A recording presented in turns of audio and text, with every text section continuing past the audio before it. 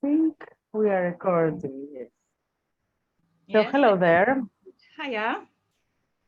We are doing our second interview together, and we decided to focus today on the post that Martyna liked that I made, that was saying that our issues, our struggles, our problems, however we want to call them, are not just personal, they are collective issues. So let's see, we're going to talk about that, bring some light to this awareness. And yeah, let's see what unfolds from there. So how was the impact for you when you read that? What did you, how did this land in you? Like I said to you before, it was really like eye-opening because I think we just take it as it is and we just breathe the air of it and we think so many things are natural, and it takes a little bit more focus to actually realize, are they really natural, or are they what's natural, what's made up, right? So it's really good to reflect what is it, what is that environment we live in, and you emphasize that the environment we live in, the that many people live in, like we live collectively in an environment called patriarchal society, and that's what you're working around, Yes. right? So how you make people aware then, how you make people to see things you already seen, or how you make them like a little bit without scaring them off, like open their eyes a little bit. Yeah, that's a good question. The thing is that I was really, when I was in school, I was really, I don't want to know anything about politics. Everything is the same, it doesn't make sense. So then, by accident in a way, I ended up studying international law, relationships, and economy, which means I had to catch up with all the history of Western societies that I was missing. And okay, I accepted this path. I said, okay, let's accept it. And because it was interesting, I was like, okay, it's good to know what the fuck is happening behind my back without me being aware when I'm just focused in my small microcosm. And combined with that, because when I was 15 and I saw that I was still at school, obviously, and I saw this war on Iraq happening, and we were going for demonstrations and so on as students, and I was like, what, there is still war happening on the planet? I thought it was just something we read in the books and we are crying about it, and I thought everyone understood that that's not the way to do it. And I was really shocked, and I was mainly shocked because we were very few people of the population of Greece going to these demonstrations.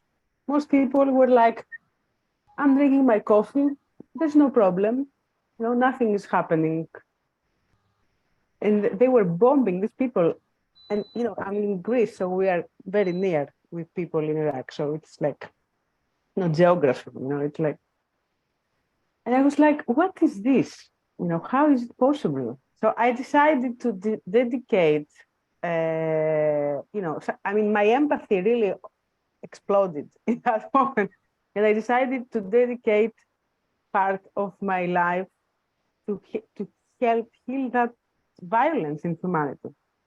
So I was studying this international stuff, and I saw, okay, I was really informed about how the system works.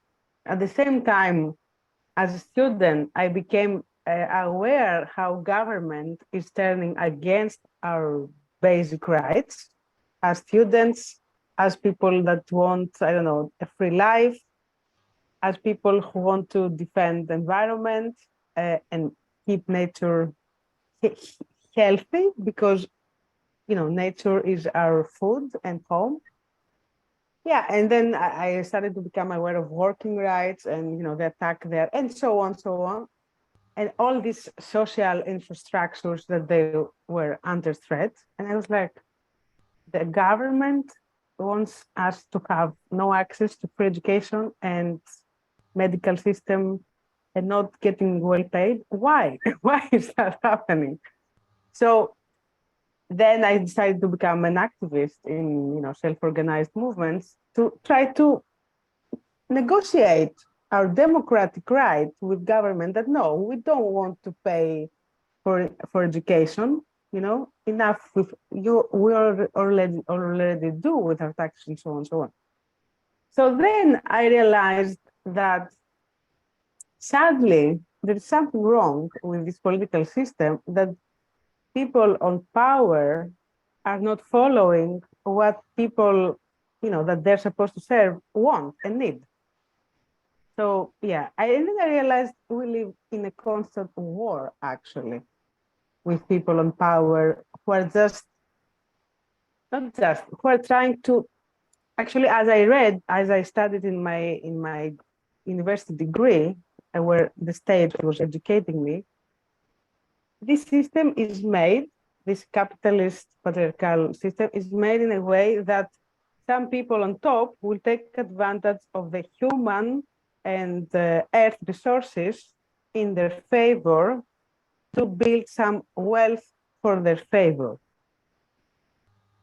So, and after this realization, and after finding so hard to communicate with activists, because actually, as I saw in my research, we are internalizing the systems inside us. And that's why we need therapy. So for me, therapy was the next step, gestalt therapy.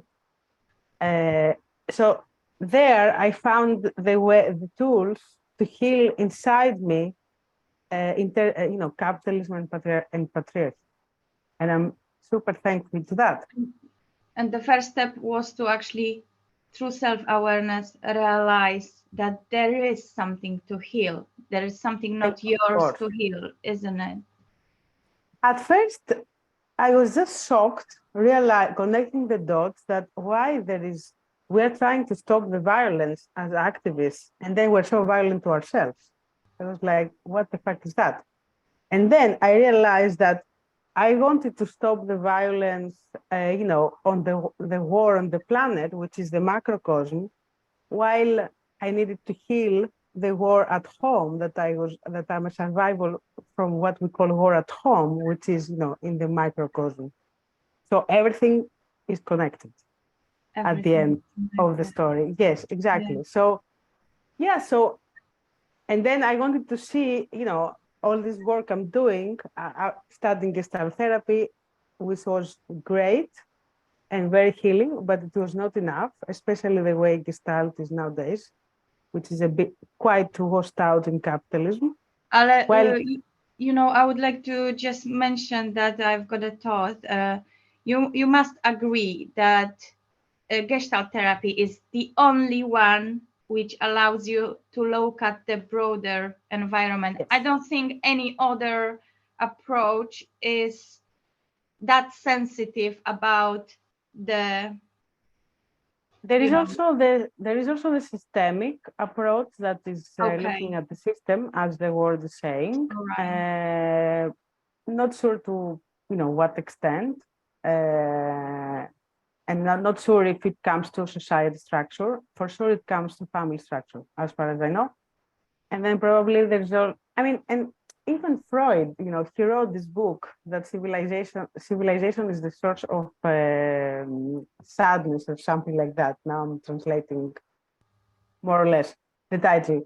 So even Freud, he was talking about the social structure where human is living and how it's affecting the human. I don't know if he was combining this with his practice, but I guess if he wrote this book, he had an idea, but I don't know what happened with this method. It has become very individualistic centered, as far as I observe, and I hope there is upgrade to that, because it's needed. And yeah, so Gestalt therapy, when I saw the theory, as I was an activist anarchist back then. So when I saw the theory of Gestalt, I was like, okay, that's anarchist theory. I'm sure about it. Although the setting didn't look like. And I did my investigation and I saw that, yes, the first two people who, Fritz Perls and Laura Perls, they were first line anti-fascists back then in Germany. And thanks to taking this job in Africa, they remained alive with this situation. And so when they went to in US, they met Paul Goodman, who was an anarchist, activist anarchist, for the student rights that I mentioned before, and against the war that I mentioned before. So you see how the agendas are coming together and how these agendas are still alive nowadays. We still need anti-fascist movement, we still need anti-war movement, and we still need students' rights movement, and plus more, of course. But, so for me, it's important that I'm still active in these agendas as, the people I am practicing their method were. So what can I say with that? So you're teaching that awareness. You're teaching that sociopolitical awareness. Yes, exactly. So when I saw that, and I said, okay, that makes sense that the theory of Gestalt therapy is really sociopolitical, and it's combining actually emotional and sociopolitical awareness. Great. That's what my research said. And there are amazing books of Paul Goodman that I really recommend everyone to read to understand this point. And especially the one, my favorite is Drawing the Line Once Again, which is mind-blowing. The way he, yeah, the way he could see how this corporate capitalism is going against life of humanity and life of, planet Earth. And the way he describes it, because he's seeing that he's experiencing the transition, it's mind-blowing. And my favorite part, my favorite part is what he says about prisons. Because me, myself, being an anarchist for many years, I was not sure about, what anarchists say, prisons shouldn't exist. And so I was like, I'm not sure why people say that. And I read it with 3 pages, I got it. He really explains it the best way I've ever seen, that prisons is the worst creation of human species so far. And I think it really makes a lot of sense.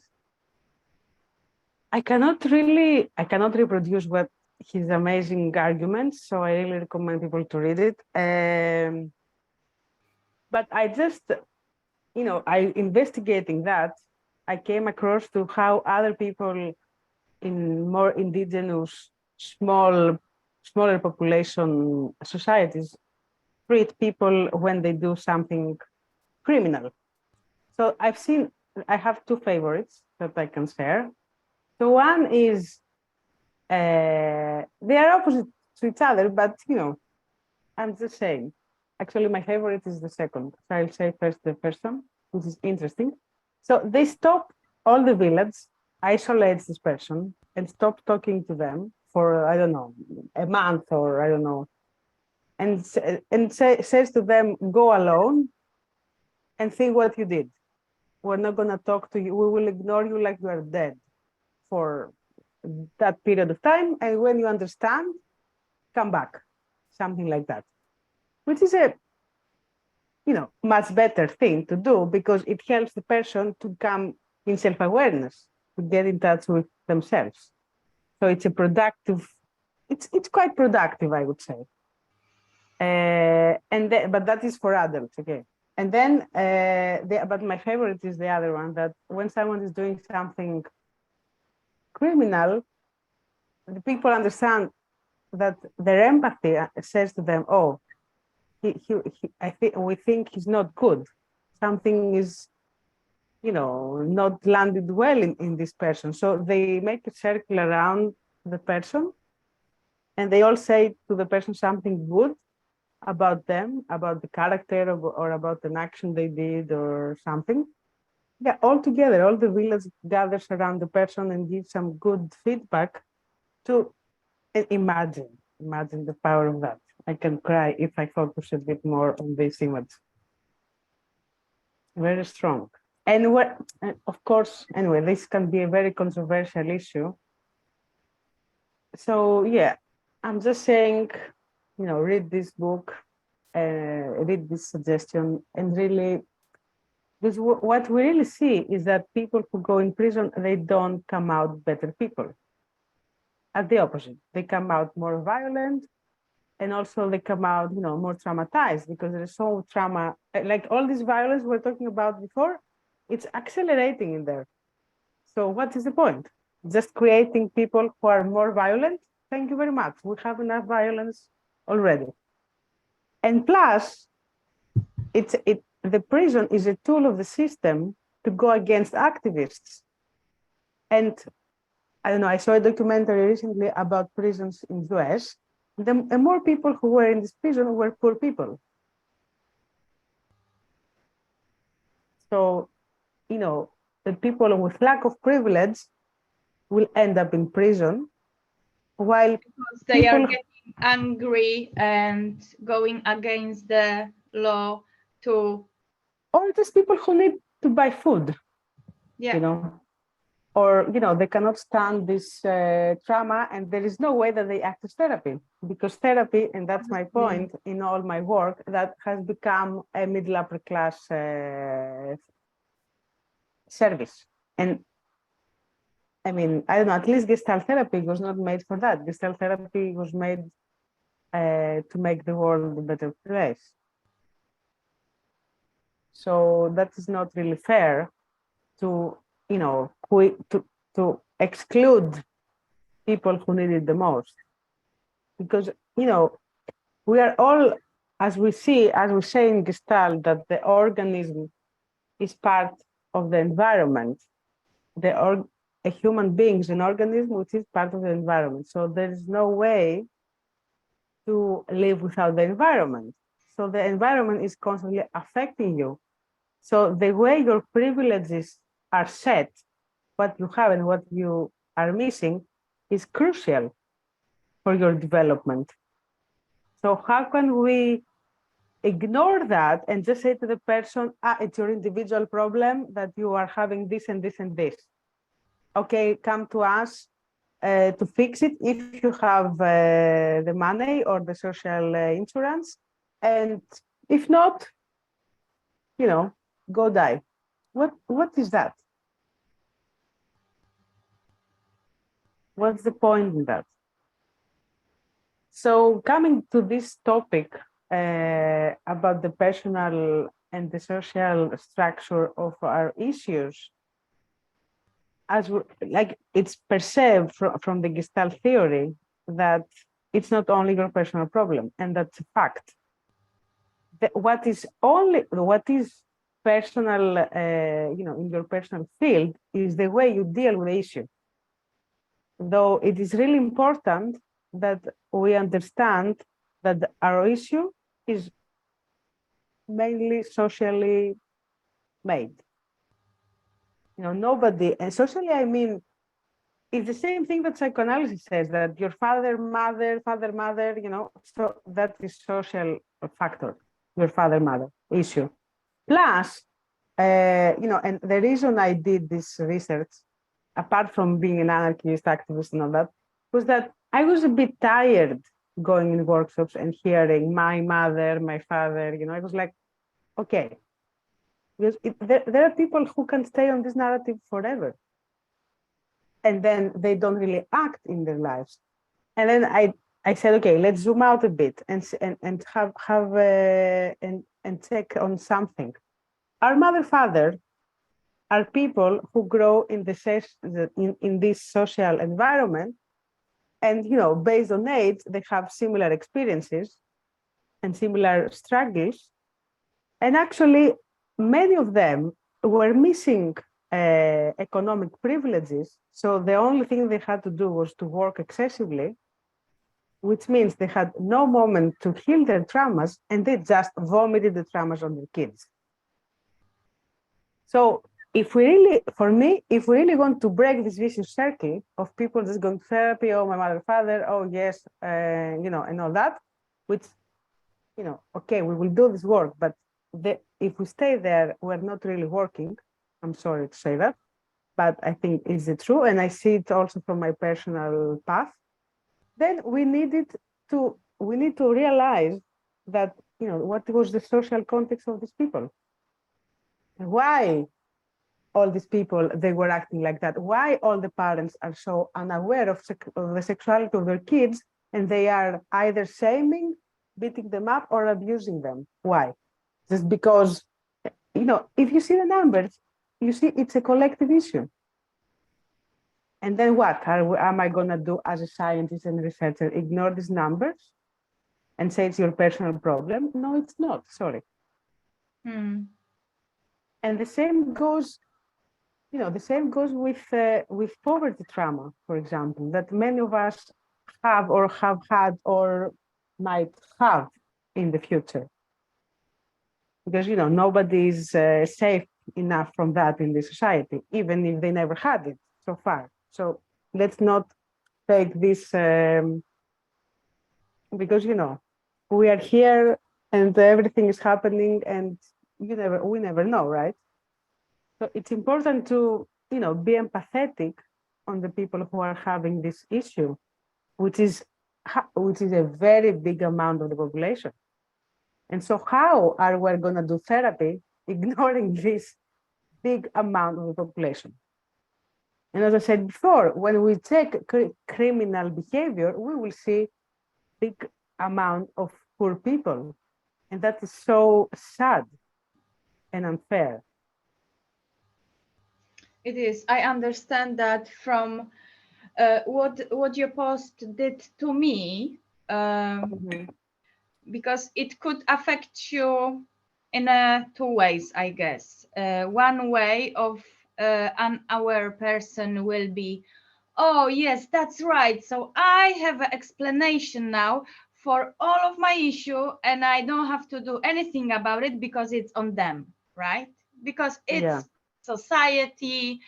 What do I do about it, you know? And what it did to me was like, wow. So it just brought a little bit light and took the weight down of my shoulders, because I was, you know, young, ambitious, motivated person having, you know, creating my life, trying to do my best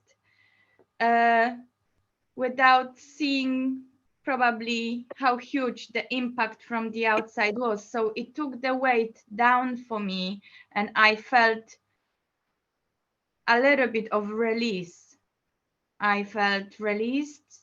I felt better, you know, that it wasn't my justification for me not doing anything. It was a explanation that I gain bigger understanding, and not everything is on me. So what is the next step then? Okay, you realize you're teaching them to like, okay, this is it, we are aware of these things, and I assume you're going to get the person into more autonomy for their life, right?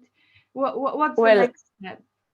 I will tell you, in my workshops, my trainings, I teach that.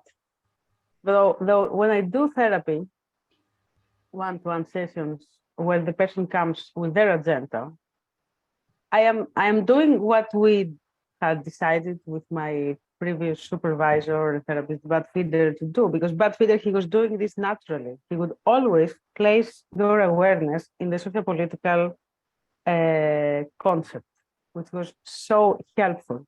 And then, because I wanted to discover this tool, so I took this tool from him in a way.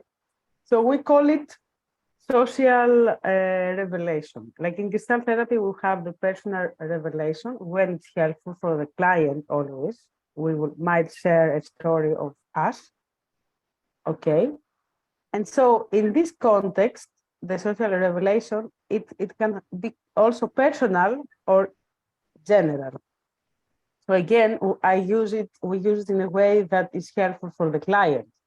We are trying at least because, okay, we're not God, so, but because there are moments that maybe are good to share this for the client, like it was for you. There are other moments, I mean, but it might not be that helpful for the client. So, okay, of course, it's like, you can never be 100% correct, but, we're just trying to find the right moment to open up this perspective slowly and gently.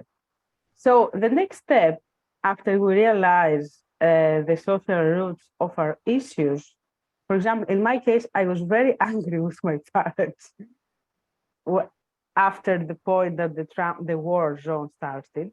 Actually, all my research on sexual health and patriarchy was practically made for me to come back to connect the dots and understand exactly what happened and why this happened, which was social constructed totally. So when we realize that, it's another, I don't know, it's another dimension already with our relationship with our parents, with our relationship with ourselves, and with with the society around us. First of all, in the understanding awareness level, it's a new, dimension. It's Secondly, mm-hmm. yeah, exactly. So it's a more broad perspective. Is what we're saying in Gestalt, that we are not. Then you realize I am an organism living in an environment, because we are born like that. But the all the introjection from this system is about individualism. So it takes a while in therapy or personal development and of any kind to really feel this in your system, like you did recently, as you say, with this post. It takes a while. It takes some effort. It's like building a muscle. Because what I usually say, we say in Gestalt that awareness is a muscle, that we need to work on it. And the more we work on it, the more it becomes stronger. That's why we do our awareness practice every day. Even if we feel amazing, we do our awareness practice, because then when we don't feel so amazing, the muscle will work. But How if I only practice, like we did, like we did in the last meeting. So the practice is being aware here and now in the 3 levels of awareness: mind, body, environment. And so doing this check every time. mm-hmm. So usually people will remember that when they're not good. Which, okay, it's better than nothing to do it then, but if you do it all day long, then the muscle is really strong. And then when you really need it is when you are not feeling good, obviously. Though, strengthening the muscle is important. And the reason you need that is when you're not feeling good is because you can understand where is the issue coming from. Is it mind? Is it me thinking, oh, you will never achieve what you want, you are late again? And is it, my self-talk producing me uncomfortable feelings? Is it my body? Like, I don't know, I feel I'm sad, tired, I need because sleep. the boyfriend left me, I'm sleepless, I didn't eat, I didn't drink, I feel something is wrong with the temperature, whatever. So that's another reason I might not feel good. And then it's the environment. So we're coming to the environment now. And then it's, is it the environment? Is it the place I am? Is it the people I'm with? Because, sometimes you enter a room and you feel bad. Because, it doesn't fit, this kind of energy, people, whatever, might not fit you. And and it's important to realize that. If you stay there for long enough, then, we're harming ourselves. For example, if I enter in a group of people that they are gossiping other people and being mean with other people, I get sick. So I need to run away. Except if are people I really know so well and I can say, please stop that. If not, I just need to run away because I will start feeling bad with that. It's not something I like in my life. So that's why we need to be aware also of the environment and then adjust if we can and help our organism go in a healthier state. So coming back to the awareness muscle, what I discovered with my research and with my work with bad feeders is this, that we have emotional awareness and sociopolitical awareness. So our awareness to be complete needs both elements because we humans, we are an emotional being, like we are one organism that is emotional, yes, great, living in a sociopolitical environment. And so we need sociopolitical awareness as well. And only then, according to my theory, at least, awareness is full spectrum. So actually, it has, for me, it's a problem all these years that therapy is over focusing in emotional awareness, which is, half of the full awareness. That's why I think therapy as a movement hasn't really brought humanity in a better situation. We are back now in, right-wing governments all over and so on, so on. So we are not in a better place and we are in the 21st century having so much technology upgrade and all that. It doesn't look so nice. So we're having, so there is a reason for that. And in me trying to answer that, as I said before, and trying to avoid violence, heal violence in humanity, I came across with this conclusion. And so now let's come to the point, what do we do with that? Because let's say we activate the awareness, personal and sociopolitical, emotional and sociopolitical, great. What do we do with that? So my answer to this is, of course, we need to take responsibility and act for the best way for our organism, respecting other organisms, and if possible, also, helping other organisms. That's important because I think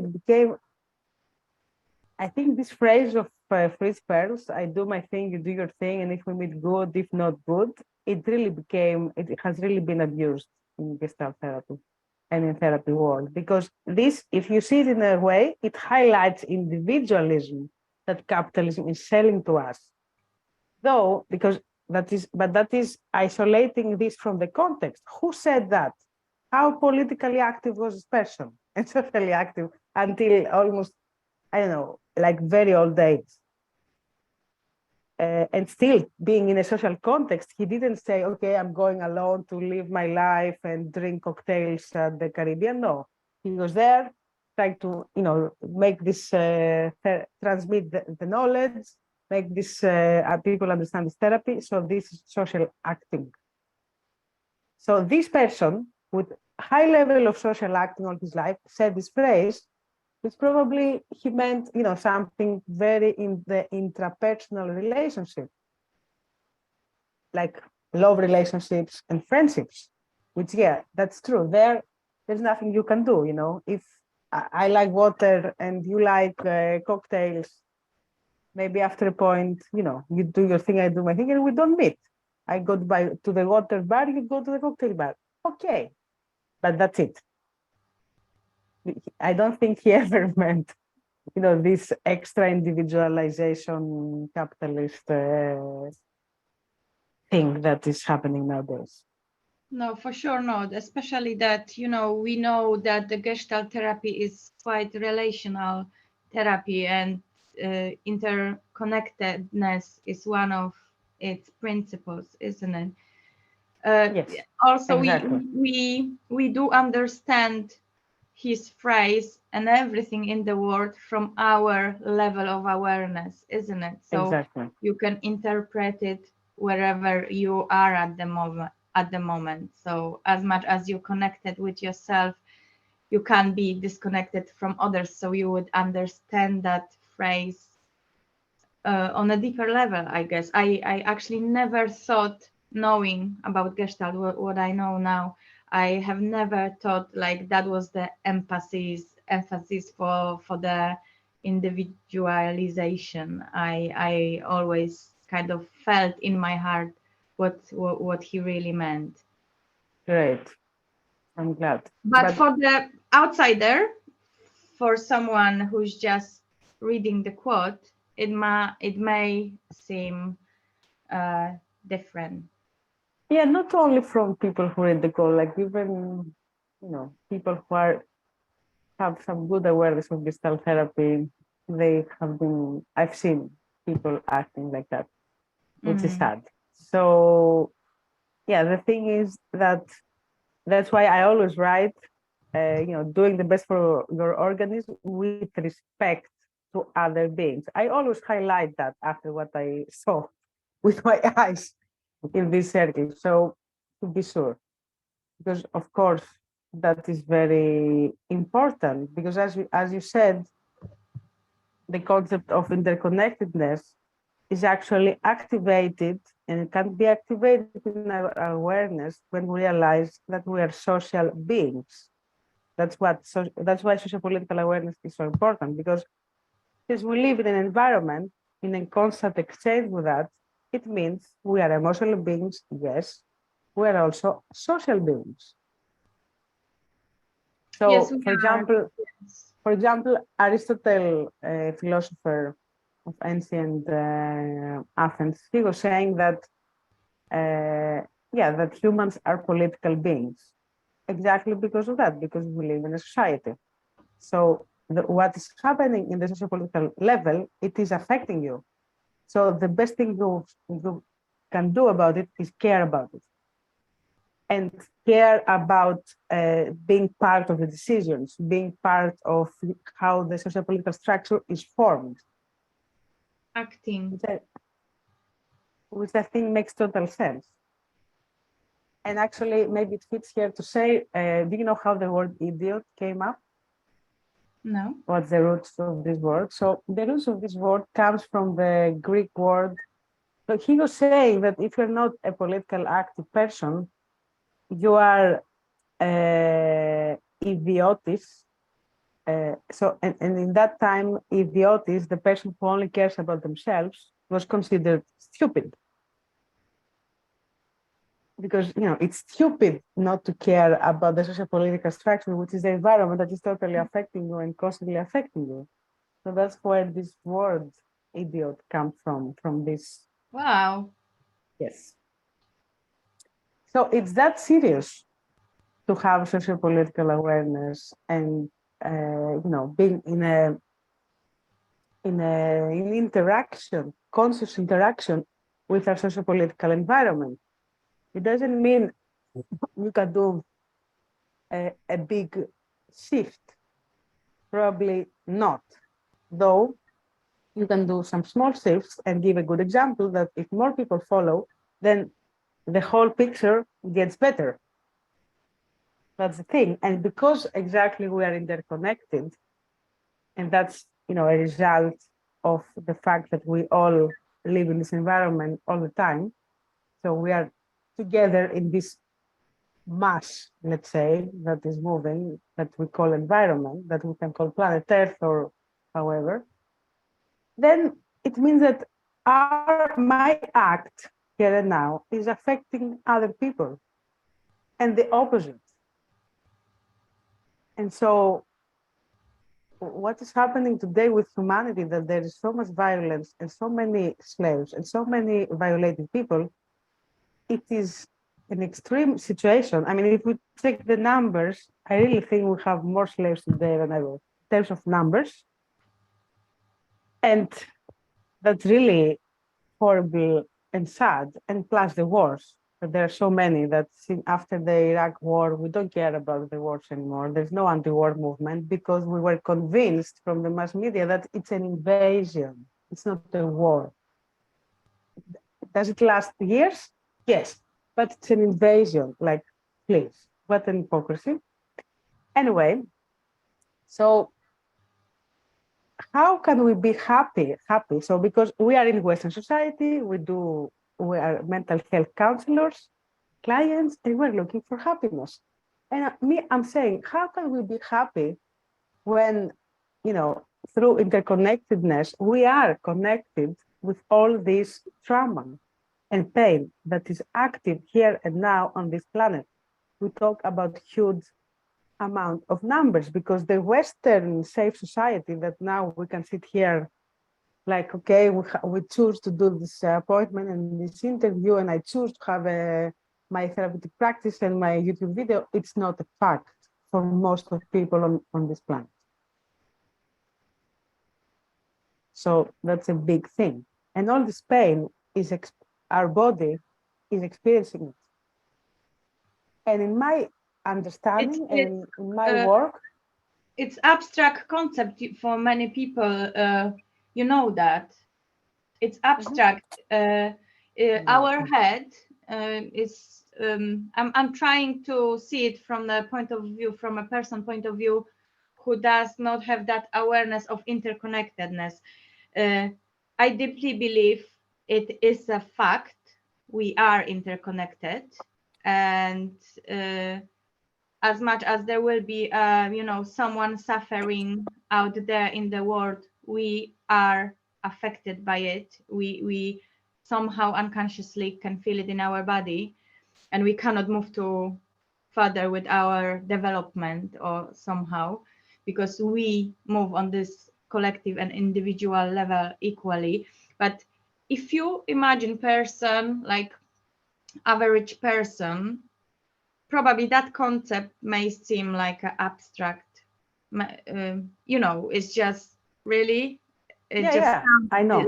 It sounds like you just imagine things. Yeah, that's why I have this training, gestalt and social change, and I explain this in 30 minutes with my amazing handmade graphics. It just, because when you visualize and you realize the environment, at the end of the story is the whole planet. Let's say it's my neighborhood, it's like the country I live, the continent, So it's not so difficult to realize it when you visualize this. And also, there are scientific researches that explain how other mammals communicate with each other without seeing each other, about what is good to eat and stuff like that. So this stuff proves that, what is being felt is transmitted. So in my understanding, what I realized is that I will dare to say this phrase that maybe it's going to provoke something, but it's okay. What can we do? Here we are for that. So I think that mental health issues are really connected with the lack of sociopolitical awareness. So I think that, and that's a research to be done further, because my previous research says that an organism is really ready to act and fully, able to act when it takes the two awarenesses together, emotional and sociopolitical. Okay, I think that's proven in my practice at least. Now, this other thing that I'm saying, I really think, I'm observing it. I'm now in the observation level with that. And, it's going to go further. But yeah, whoever is listening to this and you also, have a look at this. Have a look about that. Have an insight about that the more we are aware of the sociopolitical awareness, the more mental health we are. So, and I will bring this to this what you asked me before about what do we do with all this information, and then I think that can be a closure slowly. So, when we are aware that there is this and this and this and this happening in the plan, so I'm getting clarity where I am in this context. What is my position? What are my privileges? Which privileges am I missing? But in a perspective.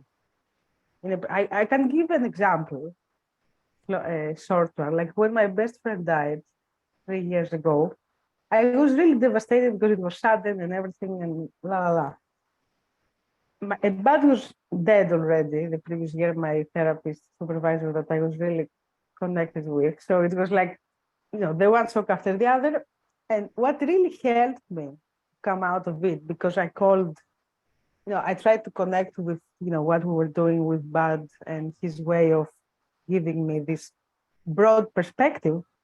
And you know what I said to myself? I said, okay, it's sad that your friend died. Yes. Though, if you would be living in Turkey, for example, as an activist, I don't know, you would have been having more dead friends and friends in prison. Or, and then going more, Africa or, again and again, same. So I said to myself, okay, that's very sad that's happening, what's happening to you right now, though have a look at the bigger picture. You are not alone in that. There are other people who are having, I don't know, their friends killed just because they're activists in our country. So, and this really helped me to calm down.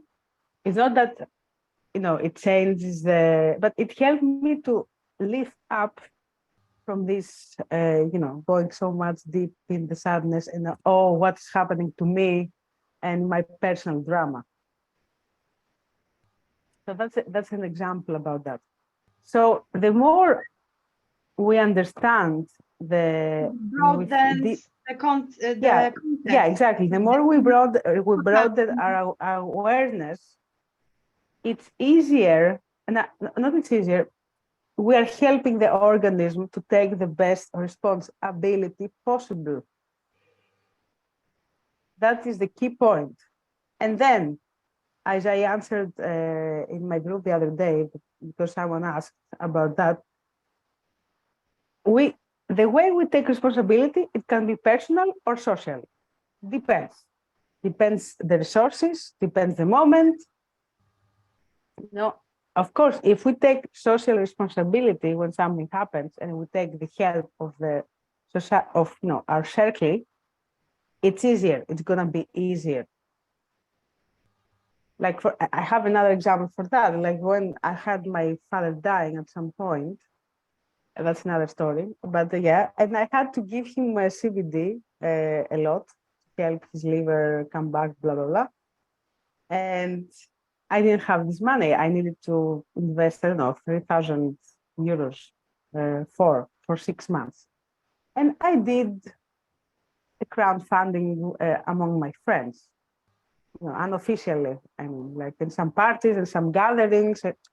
And the gatherings really also, we never made money from the gatherings because I couldn't really do it well. But I felt supported that people showed up. And then, it happened like, hand to hand, and we managed to make the money. And the guy is now alive and, thriving, and not anymore with the previous problems that he had. So in this case, I solved my problem socially, and it really helped. But yeah, that's maybe not always possible, and that's fine. Even personally, you can gather your personal forces to solve the problem, the issue you have, and take your full responsibility and do the best you can in this given moment. Great.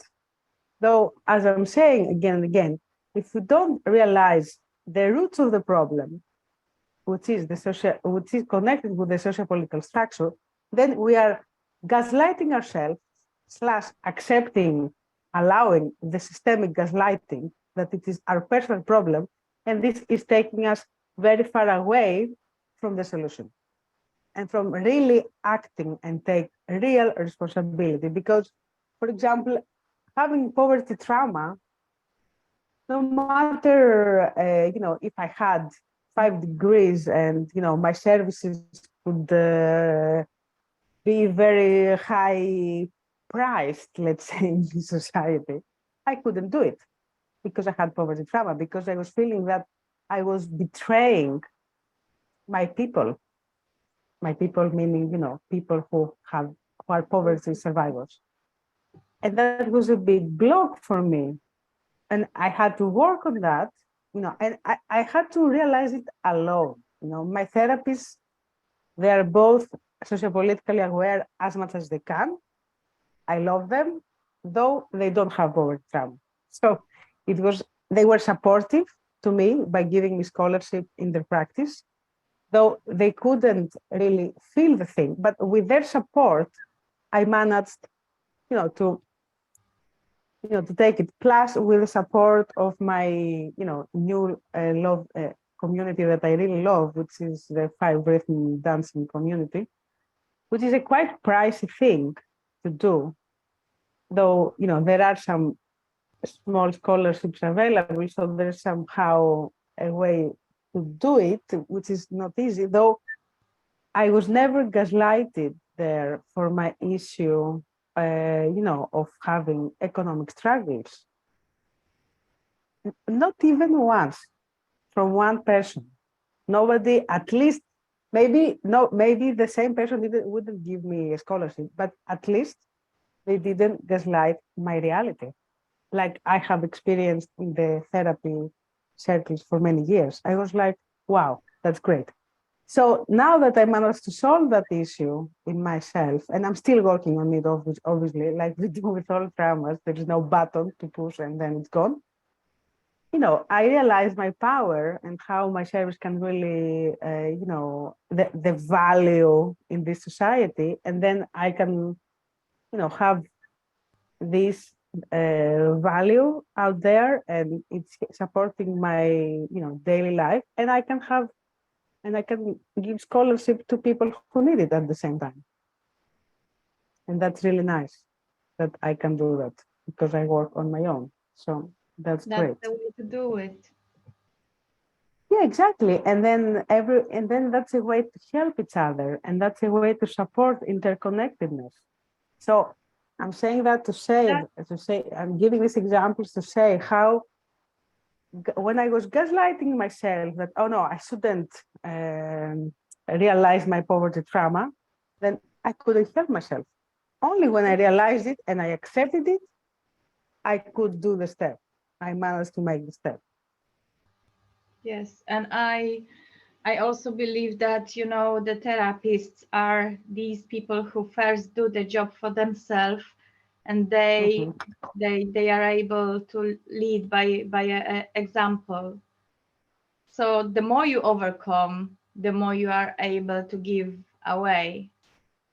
The more the more you love yourself, the more the excess of the love you have to help others to heal themselves.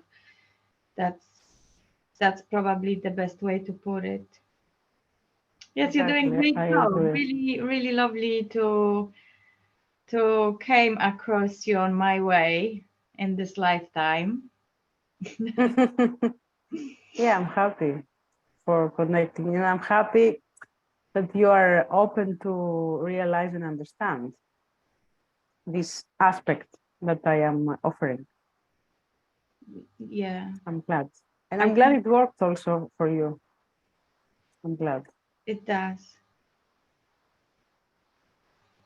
Great. So I think it's a good pause moment for today.